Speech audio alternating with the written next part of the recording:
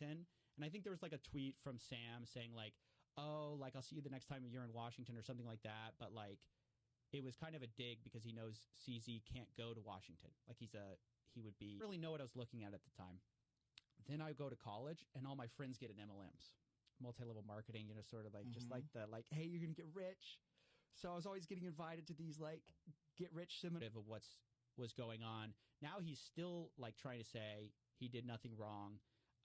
He maintains he's innocent.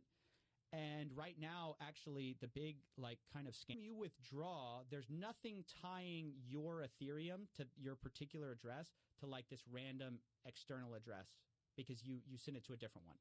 And wanted to basically influence politics by just donating. And the idea is you donate to both sides, you can never lose, right? Yeah. If you have your all. And ultimately, one of the ways, like even some of the candidates they donated to were through like a third employee we didn't even know about. And they were like donating through them for like all these gotten away with it? So many of these scams are like these issues of either regulators not having time, not having the resources, everything. I don't have access to the book. Like I basically knew nothing. So anytime you'd call him out on an issue, you'd say, where's the money? He goes, well, I don't know. It's gone. It's Alameda Research. Ask Alameda.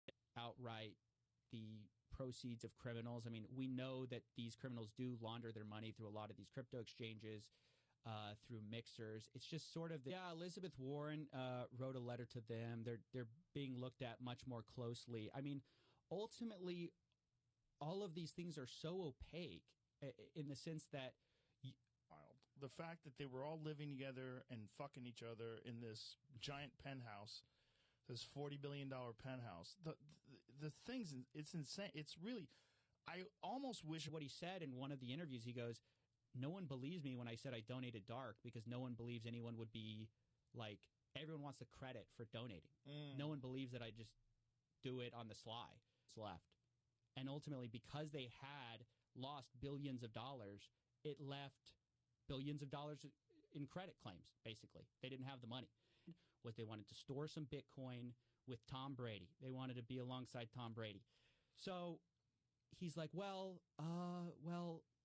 you know, there was fungibility between wallets. Sort of, this is a fraud because, you know, no one knew. There's a bunch of backing. So I made a video at the time being like, this crypto CEO just describes a Ponzi scheme to expose. But like, I'm interested in the characters who perpetuate fraud because they're such interesting psychological case studies. Sam Bankman-Fried, you could probably write a whole book about that person in the space to where people thought, okay, well, if he's saying it, you know, he's a guy who only says positive things about crypto because he's a crypto executive. So if he's saying there might be problems, there's probably some problems. But you can take that money and you can send it to what's called a mixer, which is this like fancy language for a way to like anonymize your transaction. Like you put it, now I can just send you $100K. It's going to take me 5 minutes.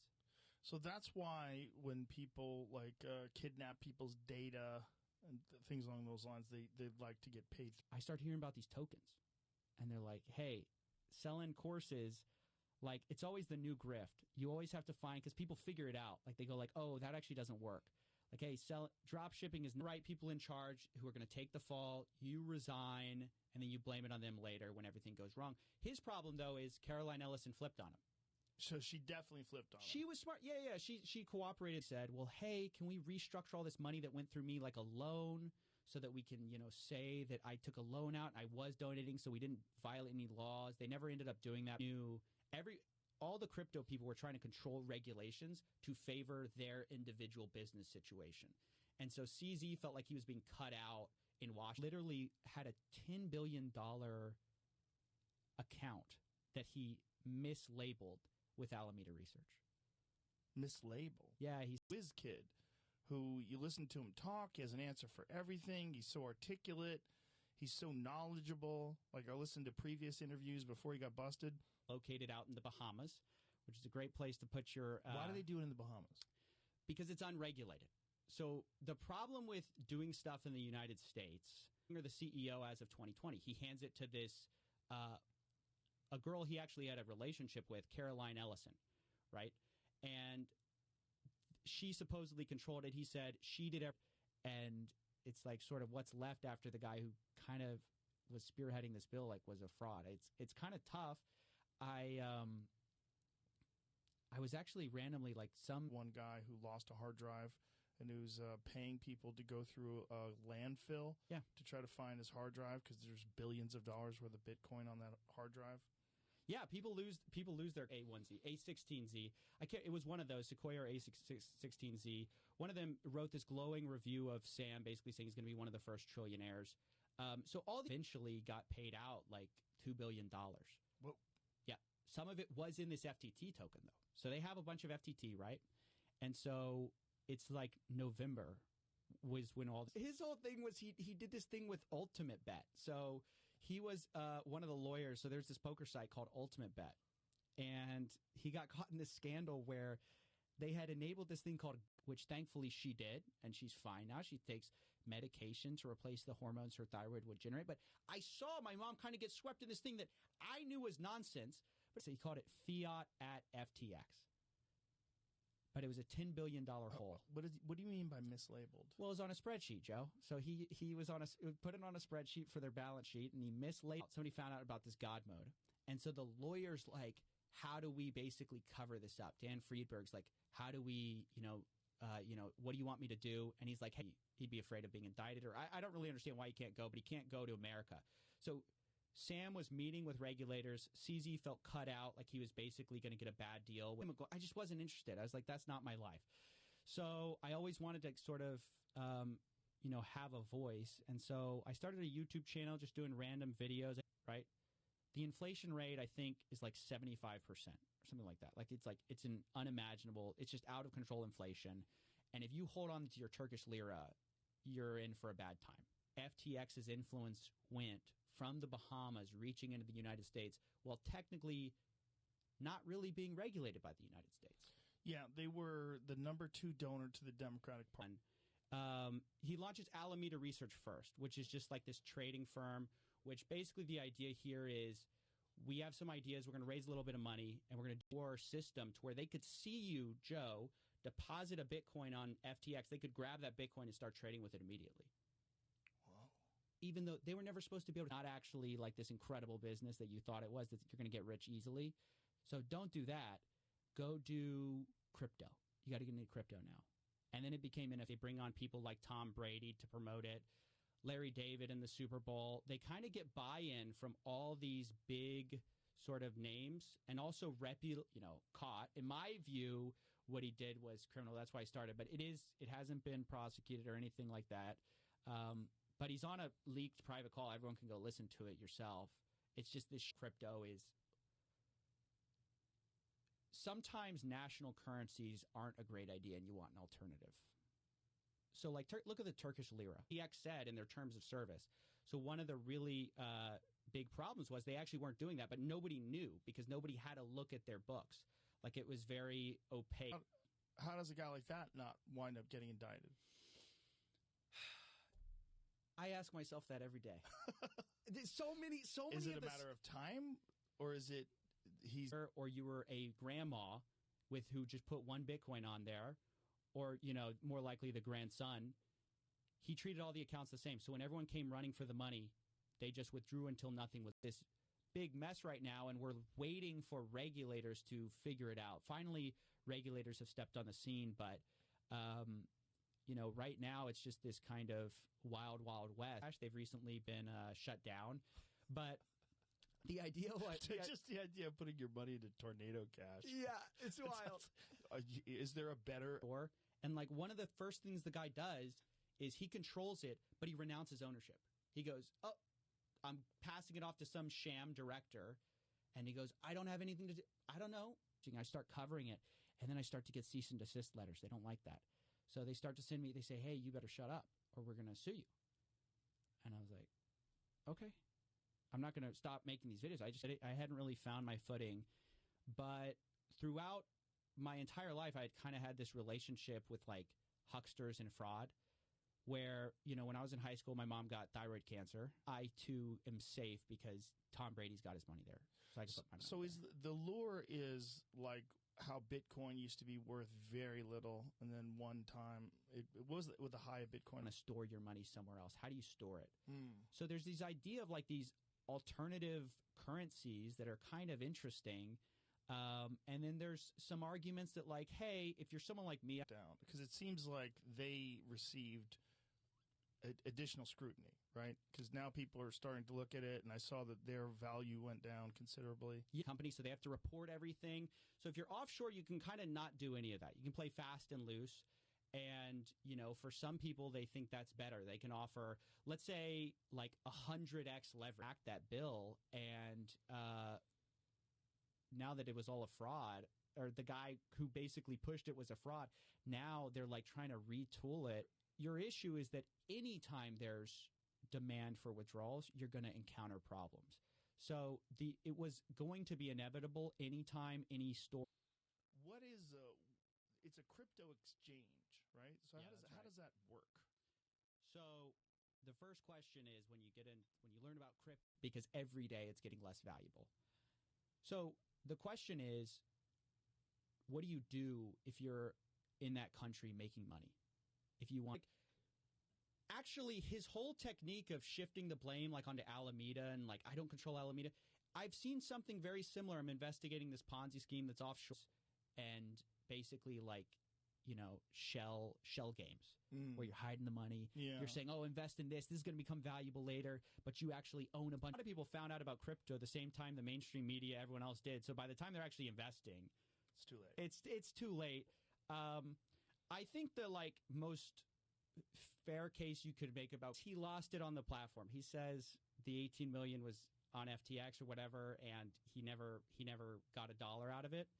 But that was what the deal was for. It's sort of like hard. You kind of have to disprove every single, like there's always a new like health guy telling you that there's some new alternative discovery, whatever. And I was like, this is kind of weird. And I was like, why do they? It's amazing that things with this amount of money can get this far sideways before anyone knows what's going on. This is the problem with offshore accounts and stuff. Like it's this guy who drives a Toyota. So you go like, well, why does he need to scam me if he's driving a Toyota, right? Then it's like, which Sam Bankman-Fried did. Then it's like, okay, there were things that were coming out, like questions about, okay, they say they have all this money. Where on chain is it? So like the blockchain, everything's publicly, you can see it. Kept making the videos, and ultimately they never did. But I start doing that, and after I cover get rich quick schemes for a while. Like the house always wins, right? So when FTX was taking off, it just seemed like everyone who was someone was backing him. So then it was okay. And then I think a lot of these people deferred. And sell off all his tokens. Would they be still solvent today or still in operation today? Would they not crash? No. Or was this regulated? Like if he was doing this, like Coinbase can't do this. Is that correct? Yeah, Coinbase is much more heavily scrutinized. They actually have to file with the SEC. I used to be just like you, Joe, but then, I found out that doing Amazon dropshipping is the way to make millions of dollars. And, I used to fail, but by these little tricks, is the experience of the lawyer that FTX then hires is like being complicit on a leaked private call, trying to cover up this God mode scam. Analogy for losing your house? It's funny. Yeah. I mean, good Lord. The idea of these mixers was you'd anonymize your transactions. So, like, let's say I have FTT tokens and pay everybody out. Oh. That's what he thought? He's on amphetamines, right? So he can't be thinking totally clearly. Do something like that. Like, why would he publicly communicate? This is why it's so interesting to me to look at fraud. Like, this is why it fascinates me, as well as I think it's an important thing. You put $100,000 into this little mixer, and then it sends $100,000 out later, and nobody knows where that money came from. What is a mixer? How does that work? It's interesting. So the most famous example is Tornado Capital. Very strange. And these offshore entities were also using like U.S. branches. Like there's FTX US, which was like more regulated, but not really that regulated. It's Coinbase or something like that. Right. So FTX launches. Let's start with who Sam Bankman-Fried is. He's kind of at the center of all of this. Sam Bankman-Fried is this guy who he's the son of two Harvard lawyers. A Matt Levine interview with Sam Bankman-Fried. He didn't call him a fraud outright, but he's like, hey, it seems like you're in the Ponzi business, and business is good. Whoa. And what did he say to that? Lack of regulation and the ability to send peer-to-peer, which means like you and I can just send money to each other directly, no middleman. There's also a really huge opportunity for fraud, scams.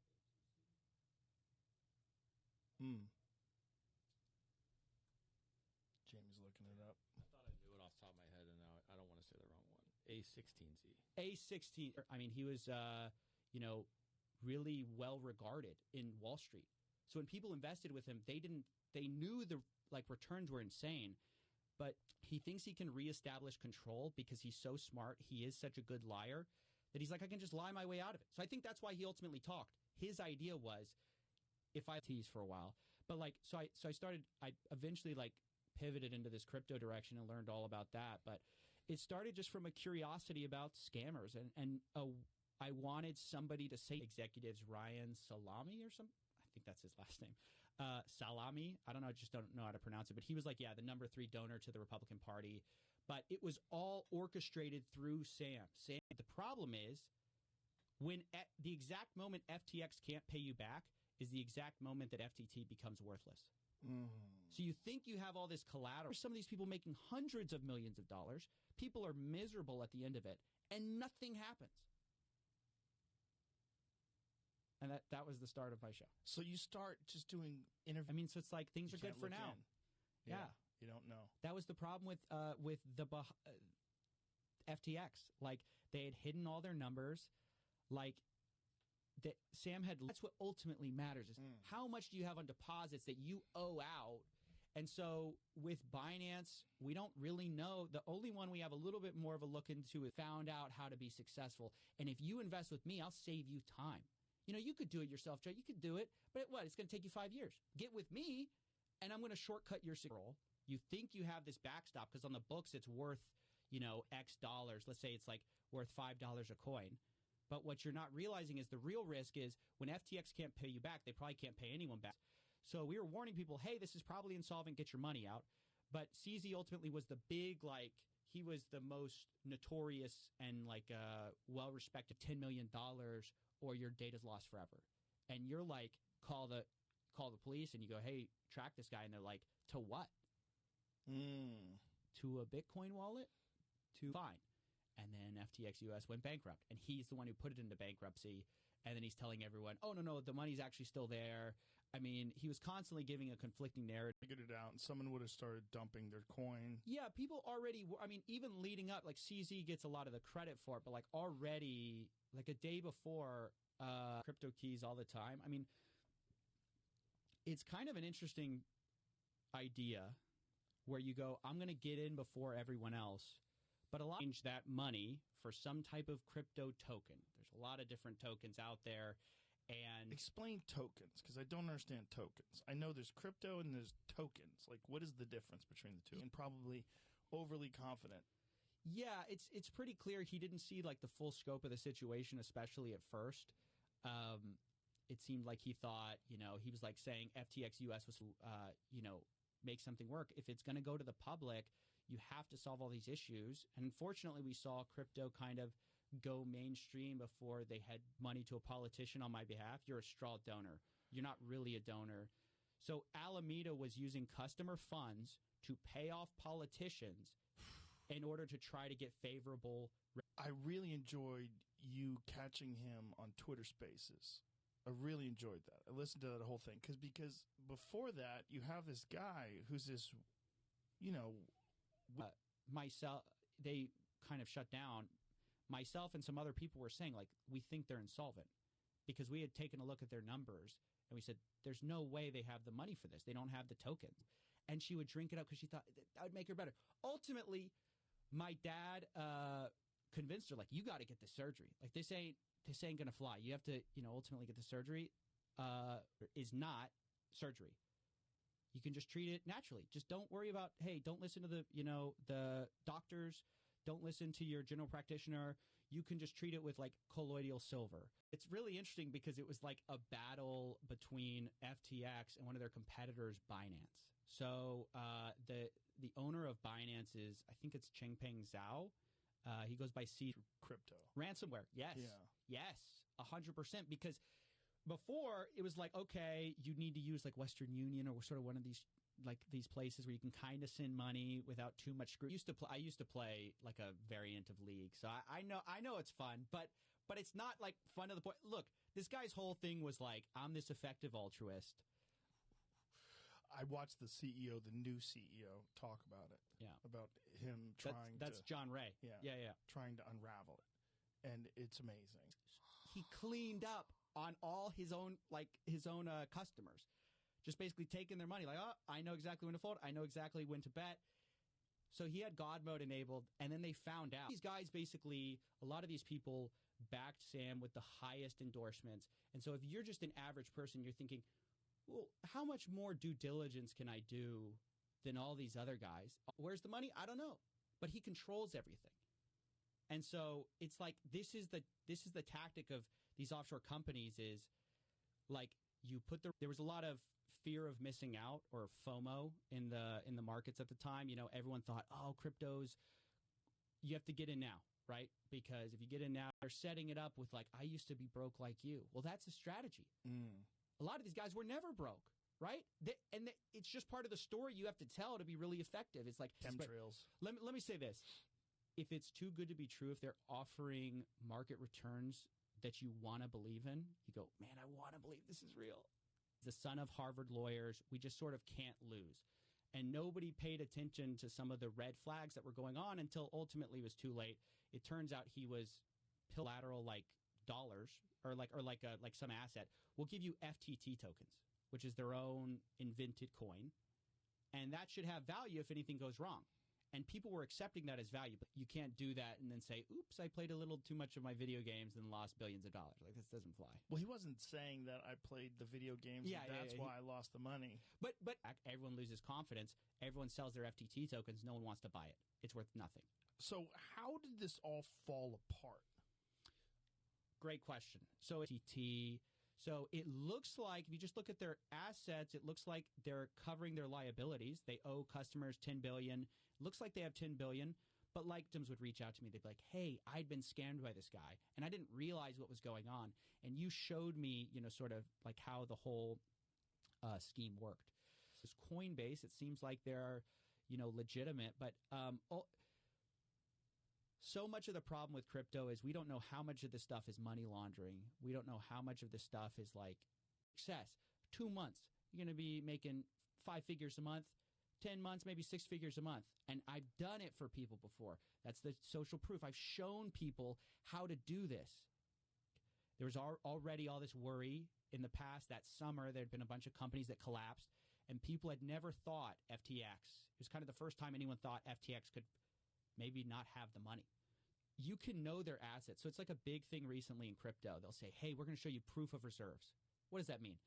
They mean we'll show you on-chain all our shocking thing. And I think that shows, like, if you're running a shady empire, like, who's better than a shady lawyer to try to help you cover it up, right?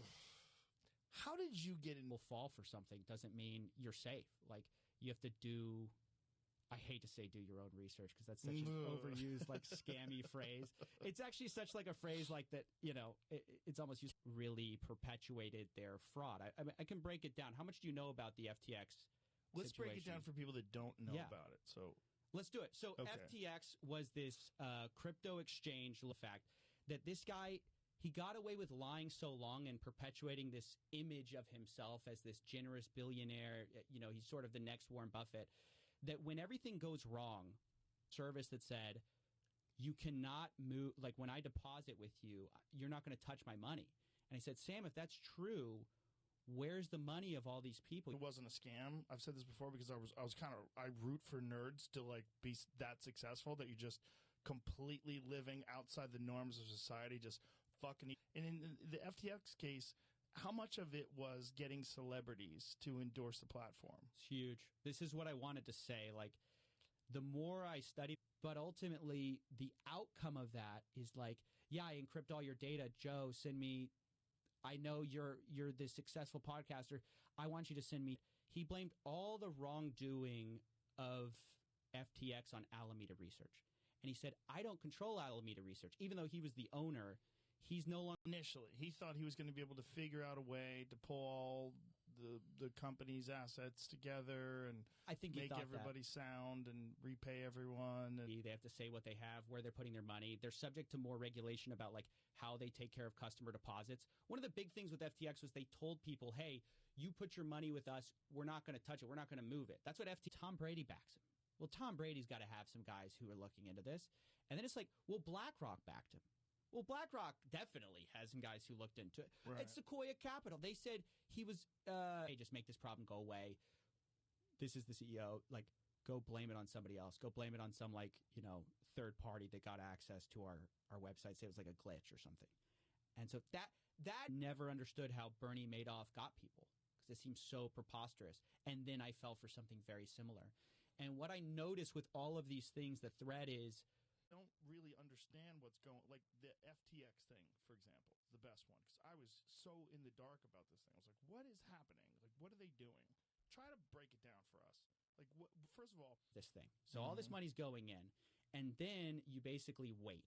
And as you're waiting, Ethereum's going out everywhere. A bunch of people are withdrawing, right? Because they're also taking their money out. right. By the time balances, but oops, did I tell you about this $10 billion account? Like, I forgot. It's so silly. You find all these other wallets that it's impossible to know which of those new wallets my dollar's from. It's like it's just crazy. It's a crazy idea. Bizarre that so many people got duped, and I felt the same way about Bernie Madoff. I'm not a financially aware person. I'm not into the market. I don't follow these things. Senator's office reached out to me. They're like, "What do you think about this?" And I was like, "I